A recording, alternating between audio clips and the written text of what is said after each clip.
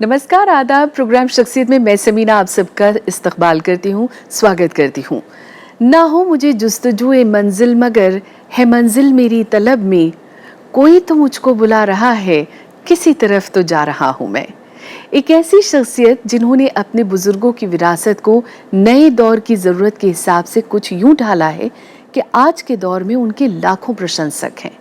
संतूर के तार और उनका अंदाज एक अलग पहचान रखते हैं और उनकी सादगी और कला के प्रति उनका समर्पण एक मिसाल है।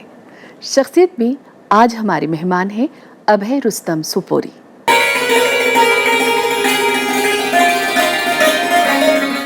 संतूर शततंत्री वीणा यानी 100 तारों वाली वीणा, कश्मीर का खास रंग, सूफियाना माहौल की खुशबू और इस अनमोल विरासत की एक खूबसूरत कड़ी। संतूर वादक पंडित भजन सुपोरी की आंखों का तारा, संतूर नवाज युवा कलाकार अभय रुस्तम सुपोरी।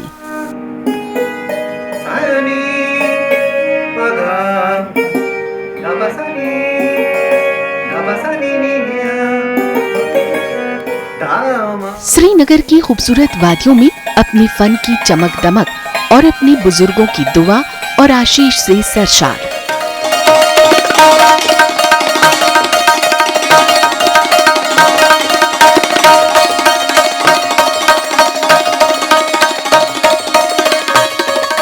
डेढ़ 100 सालों की समृद्ध विरासत को सहेजने का काम अभय रुस्तम सुपोरी ने बड़ी ही लगन और खुशदिली से किया।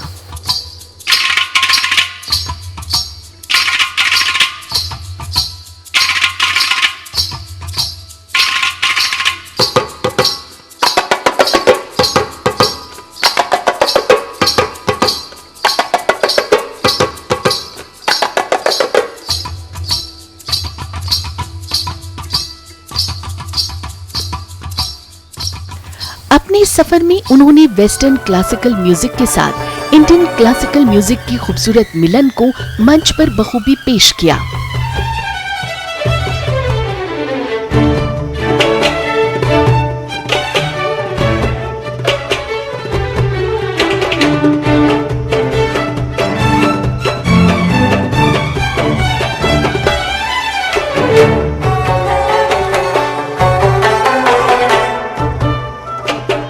पिता पुत्र की एक साथ एक मंच पर प्रस्तुति संगीत रसिकों को मंत्रमुग्ध कर जाती है।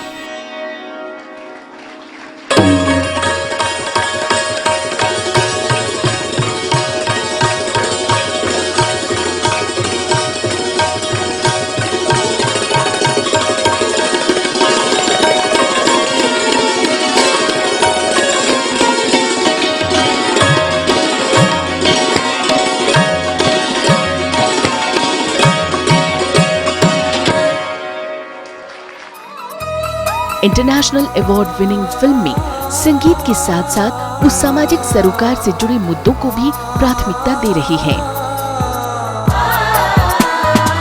तोड़ दो ये सरहदें सब एक हो जाए, इस घड़ी इस पल ये दूरियां मिटाए, कुछ कर दिखाए, हम कुछ कर दिखाए।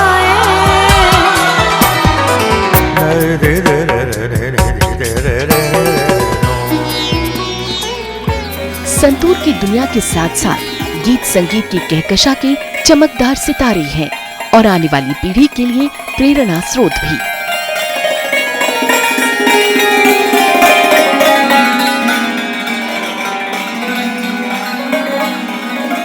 बहुत बहुत स्वागत अभय प्रोग्राम शख्सियत में आपका। नमस्कार, थैंक यू। बेहद खुशी है कि आज आप वक्त निकाल पाए हम लोगों के लिए। ने मुझे इनवाइट करने के लिए थैंक यू सो मच। तो अभय, क्योंकि आप हैं और ये खूबसूरत साज हमारे बीच में है, तो क्यों ना शख्सियत की शुरुआत संतूर के खूबसूरत रंग से की जाए। जी बिल्कुल।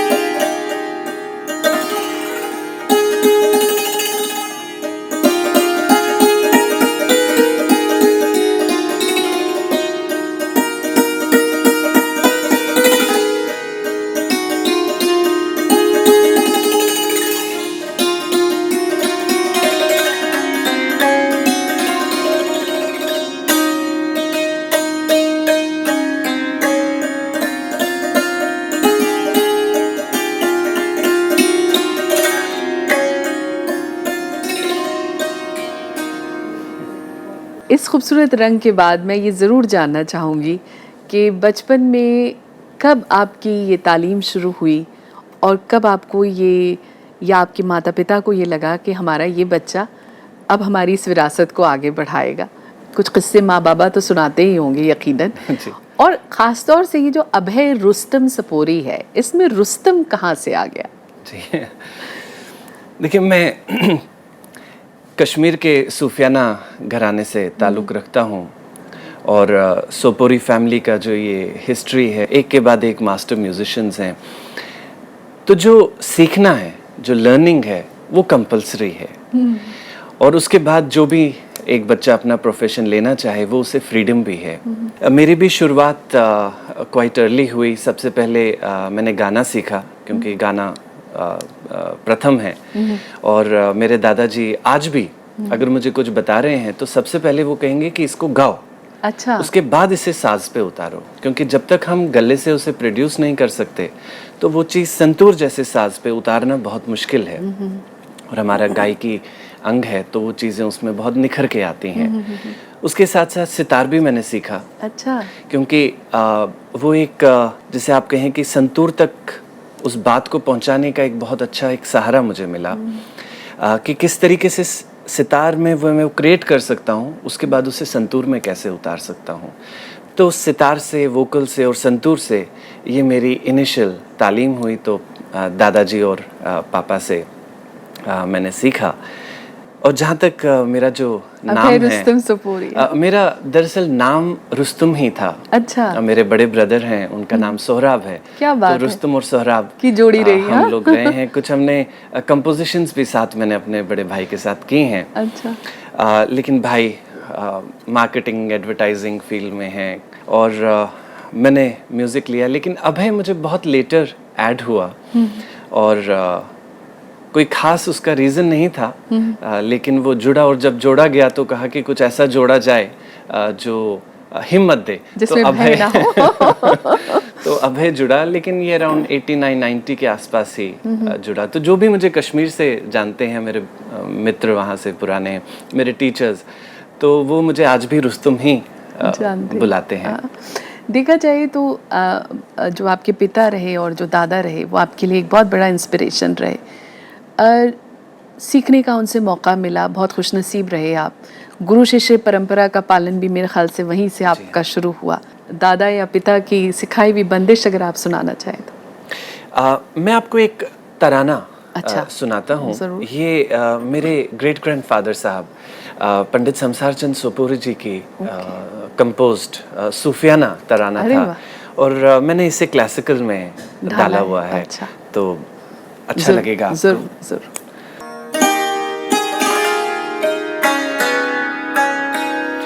दीन तनन तदरे दानी, दीन तनन तदरे दानी, नादिर दानी तुम दिर दानी त अल्लाह। दीन तनन तदरे दानी, दीन तनन दीम है नादिर दिर दिर दीम तना, यली अलूम यली अलूम तुम तनाना तुम तनाना, नादिर दानी तुम दिर दानी त आहे दीम तनाना तादरे दानी, दीम तनाना तादरे दानी दीम।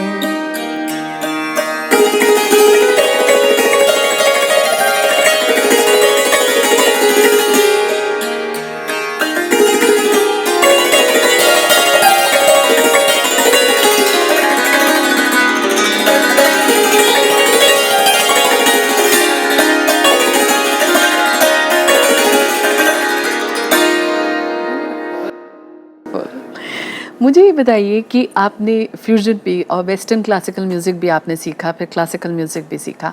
जब आप इन दोनों का फ्यूजन करते हैं, मतलब दोनों को एक साथ आप एक मंच पर प्रस्तुत कर रहे होते हैं, तो वहाँ पर शास्त्रीयता कायम रहे, इसको लेकर क्या कुछ ख्याल रखने की ज़रूरत होती है और कैसे मैनेज कर पाते हैं? मुझे पर्सनली लगता है कि हम जिस भी एक पर्टिकुलर जॉनर पे कंसंट्रेट करके उसके ऑर्केस्ट्रेशन कर रहे हैं, तो जो उसका एक एलिमेंट है वो प्रिजर्व होना बहुत ज़रूरी है। नहीं तो जो कुछ शास्त्रकार कहते हैं कि ये फ्यूजन नहीं कन्फ्यूजन हो जाता है, हम वहीं लैंड अप कर जाते हैं। ये बहुत ज़रूरी मैं पर्सनली फील करता हूँ कि जब मैं फोक म्यूज़िक एंसेम्बल्स करता हूँ तो उसमें जो फोक का फ्लेवर है वो इतना खिल के आना चाहिए ऑर्केस्ट्रेशन से, लेकिन दबना नहीं चाहिए। बिल्कुल। और यही एक रीज़न है with the grace of God कि मैं इस तरीके की एक्सपेरिमेंटेशंस कर पाया हूँ। या मैंने जब सूफ़ी एंसेम्बल का एक्सपेरिमेंटेशन किया तो पहली बार सूफ़ी म्यूज़िक के साथ ऑर्केस्ट्रा जुड़ा, तो उसमें वायलिन्स, चेलोज, पूरा एक स्ट्रिंग सेक्शन आ रहा है, विंड का सेक्शन साथ में जुड़ा हुआ है जहाँ सैक्सोफोन आ रहा है, टेनर बज रहे हैं और क्या क्या हो रहा है, साथ में एक इंडियन फ्लेवर भी है। लेकिन जो सूफ़ी म्यूज़िक था वो अपनी जगह पूरा सूफ़ी म्यूज़िक ही बरकरार रहा। यकीनन एक अच्छा खासा लंबा अरसा हो गया आपको परफॉर्म करते हुए। कोई एक परफॉर्मेंस जो आपके लिए बड़ा चैलेंजिंग रहा हो और यादगार परफॉर्मेंस हम जिसे कहते हैं? फ्रैंकली स्पीकिंग ये आपको शायद सभी आर्टिस्टों ने कहा होगा कि हर कॉन्सर्ट एक चैलेंज होता है। हाँ। और ऐसा लगता है कि इस कॉन्सर्ट में वही उतनी ही अहमियत है जितनी कि एक डेब्यू के टाइम थी। लेकिन ख़ास तौर पे मैं जब पापा के साथ बजाता हूँ वो बहुत चैलेंजिंग होता है क्योंकि वो पापा हैं वो अलग बात है, लेकिन एक लेजेंडरी म्यूजिशियन के साथ बजा रहे हैं और वो स्टेज पे भूल जाते हैं कि उनके साथ कोई और भी बैठा है। और जिस तरीके की वो लयकारी और छंदकारी करते हैं उसमें तबला प्लेयर के लिए भी बहुत एक मुश्किल दौर होता है। स्पेस देते हैं? जी स्पेस देते हैं, लेकिन वो खाली सांस लेने के लिए ब्रीदिंग स्पेस ही होती है। म्यूजिक में कोई छूट नहीं है। और मुझे याद है जब मेरा डेब्यू हुआ था तो पापा की एक राग की रचना जो उन्होंने की थी, राग ललेश्वरी, तो उस टाइम पे वो उन्होंने उसमें मुझे गद बताई, नई राग था, मेरा पहला कॉन्सर्ट था, तो ताल वगैरह बताया, हम ऐसे आएंगे, ये टेम्पो रहेगा, सब कुछ रहेगा, और कॉन्सर्ट में जाके वो कुछ और बजा दिए। तो राग ललेश्वरी के अलावा बाकी सब कुछ अलग था, वहाँ कुछ भी मैच नहीं हो रहा था। और कुछ देर के बाद मैं एक्चुअली बजा नहीं पा रहा था, बहुत स्ट्रेस में आ गया था, कन्फ्यूजन हो गया था काफ़ी कि क्या बजाऊँ नहीं बजाऊँ। और जो पापा का कहना था कि क्योंकि तुम मेरे बेटे हो तो उसका मतलब नहीं है कि कॉन्सर्ट में छूट मिलेगी, अगर स्टेज पे आए हो तो तैयार हो गया हो। या कभी कोई राग घर पे बता देते हैं, कॉन्सर्ट में दूसरी राग शुरू हो जाते हैं, तो बस ट्यूनिंग के लिए जितना टाइम होता है उतना ही होता है। तो लेकिन उसने मुझे मेरी डेवलपमेंट वैसी ही की है। अबे कुछ आपके अपने हैं और मेरे ख्याल से पिता जिनका जिक्र आपने अभी किया, उनकी आप अपनी राय रही है आपके आज तक के सफ़र को लेकर। मैं चाहूँगी आइए देखें कि उन्होंने क्या कहा है आपके लिए। आइए देखते हैं। अब एक ईश्वर की कृपा ये है कि एक ये पहली जनरेशन का तो है नहीं संतूर नवाज़ और या म्यूजिशियन। अब इसके पीछे तो पूरी एक हिस्ट्री है, एक लीनेज है और बहुत ही रिच लीनेज है। ये 9th है म्यूजिशियनों के परिवार का बच्चा और जिसमें संतूर नवाज़ ही रहे हैं, सारी 9th जनरेशन ही यही काम करती रही हैं। तो उससे दो चीज़ें हो जाता है। एक तो ये है कि आदमी का तख़यल का जो इमेजिनेशन का जो क्रिएटिविटी जिसे कहिए, उपज का जो कैनवास होता है वो काफ़ी बड़ा हो जाता है। और दूसरा ये है कि जो सटलिटी, एक अंडरस्टैंडिंग रहती है म्यूज़िक की बारीकियों की, वो आदमी में एक इनहेरिटेंस के तौर पर आ जाता है। फिर उसको अपनी रियाजत से तराशना, उसको अपनी क्रिएटिविटी से तराशना, अपने इल्म से, हुनर से तराशना, ये इस बच्चे ने किया हुआ है। बहुत ही डेडिकेटेड, बहुत ही डिवोटेड, बहुत ही ऑनेस्ट। मैं ईश्वर से यही प्रार्थना करता हूँ कि हमेशा अच्छा रहे, खूब डेडिकेटेड रहे, डिवोटेड रहे और अपनी नेशन के लिए काम करता जाए। संतूर में काफ़ी नाम सामने आते हैं, लेकिन जो यूथ में हैं, जो नए संतूर प्लेयर हैं, उनमें अगर मैं कहूँ तो इस समय में सबसे आगे अभय सपोरी को रखूँगा, क्योंकि अभय सपोरी ने जो ट्रेडिशनल संतूर प्लेइंग से काफ़ी आगे जाकर के उन्होंने जो नए नए एक्सपेरिमेंट्स किए हैं, नई नई एक आयाम तय किए हैं, एक नई डायरेक्शन दी है। मेरे ख्याल से उसके मामले में बहुत मुश्किल है जो उनका मुकाबला कर सकता है। तो मेरा ख्याल है कि अगर आप उसको मेरी कमजोरी समझ लीजिए, कुछ भी समझ लीजिए, लेकिन मुझे अभय सपोरी के जो संतूर से बहुत बेहद लगाव है। उनको मैं यही कहूँगा कि आगे वो ऐसे ही नए नए अपने आयाम तय करते रहें, उसके लिए उनको मेरी बहुत बहुत शुभकामनाएं। क्या कहना चाहेंगे? जी मुझे लगता है मैं बहुत फॉर्चुनेट हूँ कि मेरे बड़े सब मुझे बहुत ब्लेस करते हैं और मुझसे बहुत प्यार करते हैं। बहुत एक्सपेक्टेशंस हैं उनको कि मैं ख़ास तौर पे अगर क्लासिकल की भी बात करूं तो ट्रेडिशन को मेंटेन हमेशा मैंने एक अहमियत दी हुई है और उसको आगे भी उसी ढंग से ले जाऊं। कई बार ऐसा भी लगता है कि इतनी उम्मीदें जुड़ी हुई हैं, कितना उसको ले सकते हैं। लेकिन जैसे मैंने कहा, शायद यही एक्सपेक्टेशंस होती हैं जो रिफाइनमेंट लाती हैं, एक ताकत देती हैं काम करने की। नहीं, और माशाल्लाह से आप उनकी उम्मीदों पर खरा उतर रहे हैं। अब बातचीत का सिलसिला आपसे हम जारी रखेंगे। ले रहे हैं एक छोटा सा ब्रेक, हाजिर होते बस थोड़ी देर में। आप देखते रहिए शख्सियत।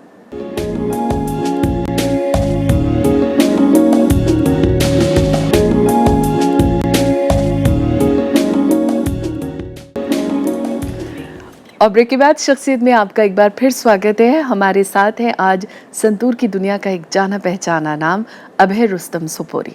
अभय, बातचीत को थोड़ा सा आगे बढ़ाएं और आपके सोजो साज की बात करें, जो एक आपका एक ड्रीम प्रोजेक्ट रहा है। कंसीव कैसे किया और रिस्पांस तो यकीनन हमने हॉल में देखा है और बाहर प्रोग्राम्स में भी देखा है, बहुत ज़बरदस्त रहा है, लेकिन इसे कंसीव करना कैसे, क्या सोच थी इसके पीछे?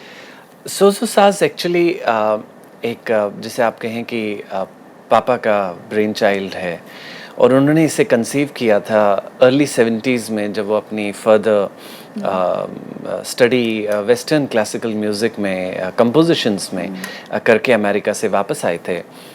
तो वो एक ऐसा दौर था जिसमें कि कश्मीर में रेनेसांस ऑफ म्यूज़िक कहा जाता है उसको, क्योंकि वहाँ पे फोक का अपना एक फ्लेवर था और उससे बाहर लोग जाते नहीं थे।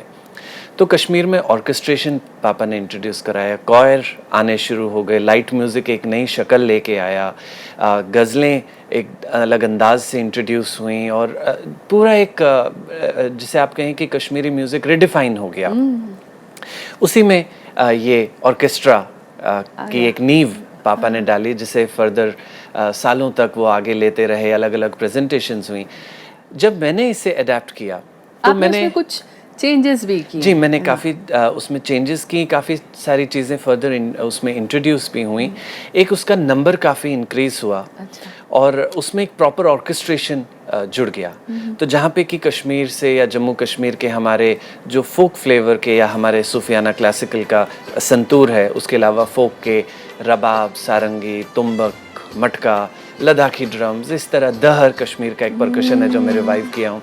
तो इन सारे इंस्ट्रूमेंट्स के साथ फिर वहाँ से स्ट्रिंग सेक्शन आ रहा है, जिसमें वायलिन्स, चेलोस, डबल बेस, विंड सेक्शन आ रहा है, उसमें अलग अलग इंस्ट्रूमेंट्स आ रहे हैं, स्ट्रिंग्स के अलग अलग हमारे इंडियन इंस्ट्रूमेंट्स ज्वाइन कर रहे हैं। तो वो जो एक मिल के जो एक कॉन्सेप्ट आया, तो ये सोजो साज को एक नई डायरेक्शन में ले गया और काफ़ी इसकी प्रेजेंटेशंस हुई हैं with the grace of God. मतलब अद्भुत जिसे कहते हैं ना, वो जिस जहाँ पर ये परफॉर्म हो रहा होता है वो वहाँ का समा तो खैर देखते ही बनता है। जी, विद द ग्रेस ऑफ मैं गॉड। ये भी ज़रूर जानना चाहूँगी कि क्योंकि आपने कश्मीर के फोक आर्टिस्ट के साथ काम किया और आपने उनको एक बहुत बेहतरीन मंच भी दिया इस एक कोशिश के ज़रिए, क्या चिंताएं आपको नज़र आती हैं अगर उन आर्टिस्ट की बात की जाए तो? देखिए, ऑल ओवर द वर्ल्ड भी ये एक सिनारियो है। इंडिया में ख़ास तौर पे हमें इसका बहुत ध्यान रखना है, क्योंकि भारतीय संस्कृति अपने आप में एक ह्यूज सब्जेक्ट है और हमारे कल्चर के बहुत वेरिएशंस हैं।